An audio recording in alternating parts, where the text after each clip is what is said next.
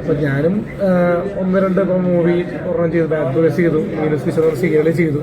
എന്നിട്ട് ഒരുപാട് വിമർശനങ്ങളുണ്ട്. പക്ഷെ അതിനെപ്പറ്റിയൊന്നും ഈ പറയുന്ന ആക്ടേഴ്സൊന്നും എടുത്ത് പറയുന്നില്ല. ഇത് മാത്രമല്ല, സീരിയലും മൂവികളിലും ഉണ്ടല്ലോ. എല്ലാ മൂവികളും ഇല്ലെങ്കിൽ പോലും ഡയലോഗുള്ള സംഭവങ്ങൾ ചെയ്തിട്ടുണ്ട്. അപ്പോൾ ആരും അതിനെ മോശമായിട്ട് ലെജൻഡറി ആയിട്ടുള്ള ആൾക്കാരൊന്നും പറയുന്നില്ല. അപ്പോൾ അതിനെപ്പറ്റിയുള്ള അഭിപ്രായം അല്ല, അതാ ഞാൻ പറഞ്ഞത്. സന്തോഷ് പണ്ഡിറ്റ് തന്നെ ഡയറക്റ്റ്ലി ഒരു മൂവി ചെയ്യാണ് ചെയ്തത്. ഫുൾ മൂവി, ഒരുപാട് മൂവീസ് എടുക്കുകയും ചെയ്യും, ആക്ടിങ് ചെയ്യും, പ്രൊഡ്യൂസും ചെയ്യും, എല്ലാം പുള്ളിയാണ്. മേ ബി കുറച്ച് ത്രെറ്റൻഡ് ആയിട്ടുണ്ടാവും അവര്.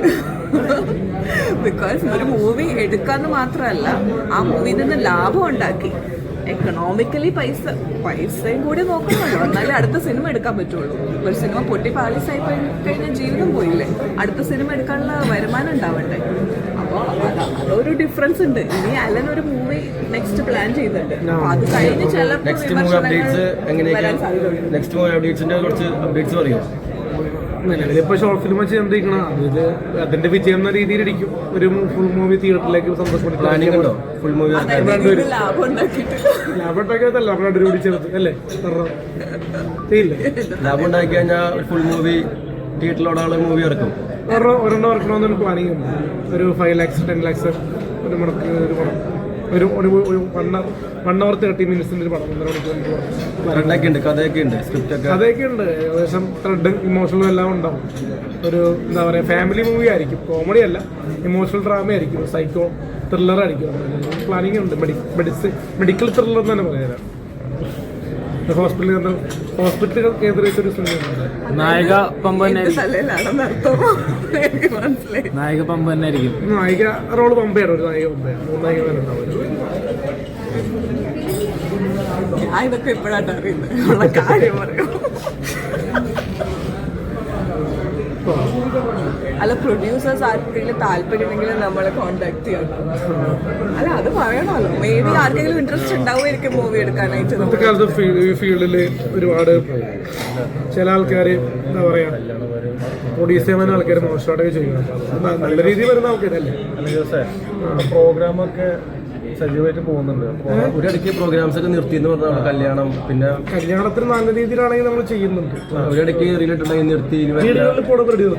വീടുകളിൽ പോയിട്ടുള്ള ഡാൻസ് കല്യാണത്തിന് ബർത്ത്ഡേക്കൊക്കെ വരും. അല്ല, ബർത്ത്ഡേക്കല്ല, കല്യാണ ഫംഗ്ഷനിൽ സ്റ്റേജിലുള്ള പരിപാടികൾ. ഏത് തരത്തിലുള്ള പ്രോഗ്രാംസിന് അലിജോസിന് ഒരാൾ വിളിച്ചാൽ താല്പര്യം അതൊന്നും കറക്റ്റായിട്ട് പോകും. കല്യാണമാണോ? സ്റ്റേജ് ഓഡിറ്റോറിയം ഉള്ള എല്ലാ കല്യാണ പരിപാടികളിൽ പോകുന്നുണ്ട്. പിന്നെ പമ്പേട്ടർ 2-3 പ്രോഗ്രാംസ് പോകുന്നത്. സ്റ്റേജ് പരിപാടിക്ക് മാത്രമേ പോകും. പിന്നെ ഷോർട്ട് പ്രൊമോഷൻസും വിളിച്ചാൽ പോകും.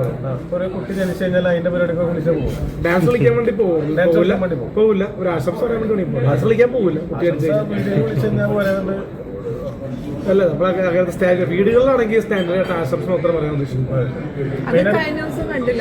മുഖത്തേക്ക് ഫോൺ കൊണ്ടുപോകുക, ഒരു പേഴ്സണൽ സ്പേസിന് ഭയങ്കരമായിട്ട് ഇങ്ങനെ. സ്റ്റേജിൽ പോയിട്ട് അങ്ങനത്തെ ഒരു അനുഭവം ഉണ്ടായില്ലേ? ഏതൊരു പരിപാടിക്ക് പോയിട്ട് മോശം അനുഭവം ഉണ്ടായിട്ടുണ്ടായിരുന്നു ജോസിനെ? ഇതിനാണോ ഉന്നെ വിളിച്ചത് എന്നുള്ള തോന്നിയതാണ്. അത് വീടുകളിൽ പോയപ്പോ ചേച്ചി വയറ് കുലിക്ക് ഡാൻസ് കളിക്കാൻ. വയറ് കുലിക്കിട്ട് ശരിയാ. നമുക്ക് ഉണ്ണിക്കണ്ണ അത്രയും വയറൊന്നുമില്ല. കുലിക്കാൻ വയറ് ഉണ്ണിക്കണ്ണനാണ്. എനിക്ക് പറഞ്ഞല്ലോ പുള്ളിയിരിക്കുന്ന മനുഷ്യനാണ്. പക്ഷെ ഓവറായിട്ട് വയറുള്ളത് പുള്ളിക്കാണ്. എന്റെ കാര്യം വയറ് ബോയ് ഷേം ചെയ്യുന്നതല്ല. വയറിന്റെ പരിപാടിയാണെങ്കിൽ ഉണ്ണിക്കണ്ണ വിളിക്കാം. ഉണ്ണിക്കണ്ണാകുമ്പോ അത്യാവശ്യം നല്ല അടിപൊളി ബോഡിയാണ്. എന്നെ വിളിച്ചാണ്. നമ്മളിപ്പോ വയറ് കുറച്ചിട്ട് 2 ലക്ഷം തരാന്ന് ഒരാൾ പറഞ്ഞു. വയറ് കുറച്ചാൽ 2 ലക്ഷം തരാം. അങ്ങനെ ഇവിടെ പഠിക്കാൻ പോകുന്നത്. നമ്മള് ജിമ്മിന് അങ്ങോട്ട് കൊടുത്തിട്ട് ജോസിന്റെ പുറത്തുനിന്ന് ഒരാൾ വിളിക്കണം ഇങ്ങനെ ഒരു പ്രോഗ്രാമിന്. അപ്പൊ അലൻ ജോസ് തന്നെയാണോ അത് സംസാരിക്കണം? അതോ പരിപാടികള് ഡയറക്റ്റ് അലൻ ജോസ് തന്നെയാണോ ഡീലിംഗ്? വിളിക്കുന്നുണ്ട്. പക്ഷെ മറ്റേ ഞാൻ ചോദിക്കുന്നതല്ല. അതായത് അലൻ ജോസ് പരിപാടികൾ ചെയ്തുകൊണ്ടിരിക്കണ്ടേ? ഇതൊക്കെ ആരാണ് ശരിക്കും ഡീൽ ചെയ്യുന്നത്? എനിക്ക്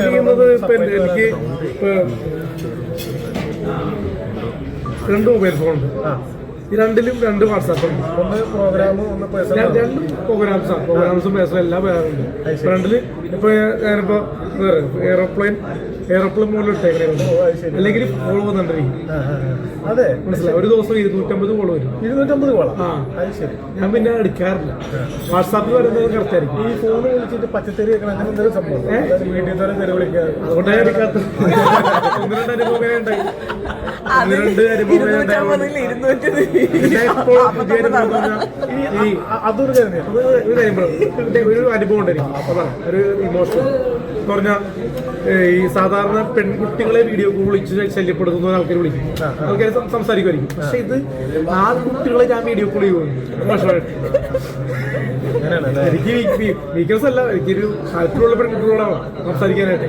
വീഡിയോ കോളിലല്ല, സംസാരിക്കാനായിട്ട് താല്പര്യം ഒന്നും മനസ്സിലായില്ല. നമ്മൾ വർഷങ്ങളായിട്ട് എന്താ പറയാ അറിയാവുന്ന ആൾക്കാരോട് ഞാൻ സംസാരിക്കാറുണ്ട്. 1 മണിക്കൂർ കൂടുതൽ സംസാരിക്കുന്ന ആൾക്കാരുണ്ട്. ലേഡീസ് ഫ്രണ്ട്സ്, മനസ്സിലായി, ഫ്രണ്ട്സ് ഈ പറഞ്ഞ പേര് ഫ്രണ്ട്ഷിപ്പ്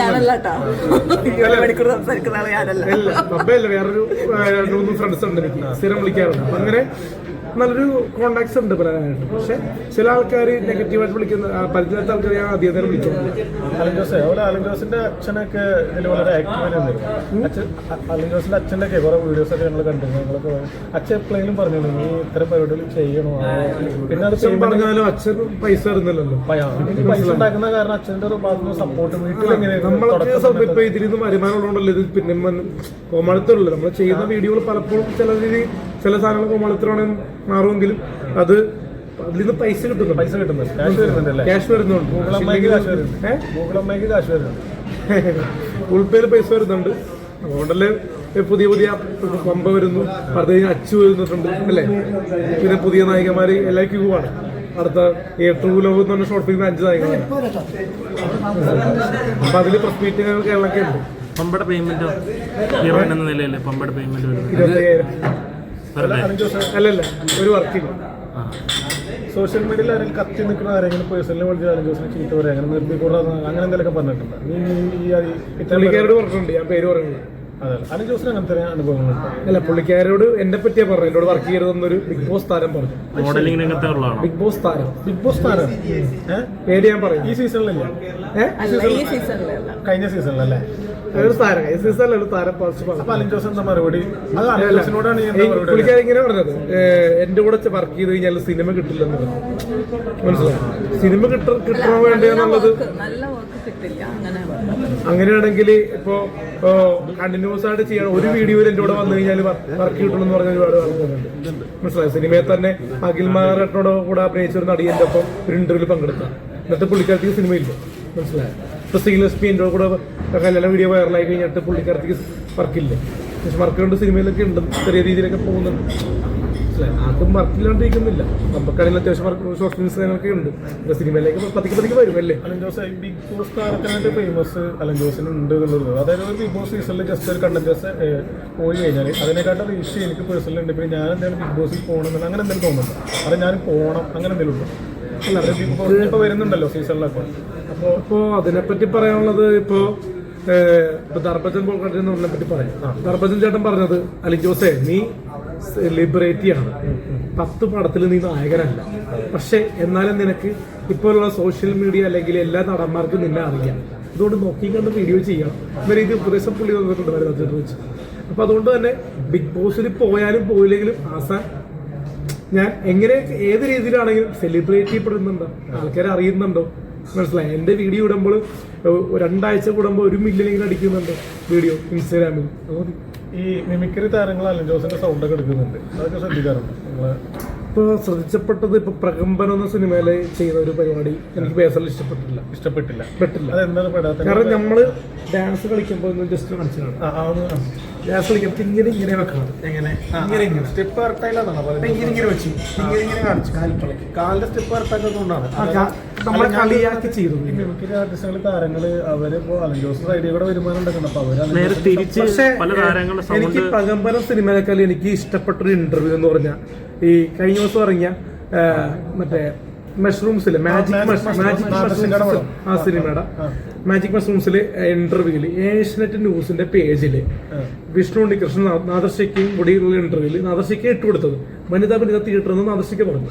അപ്പൊ വിഷ്ണു ഉണ്ണികൃഷ്ണൻ പറഞ്ഞു, അലൻ ജോസ് പെരേര ആറട്ടം പോയാൽ അവിടെ കാണാൻ പറ്റും. മനസ്സിലായോ?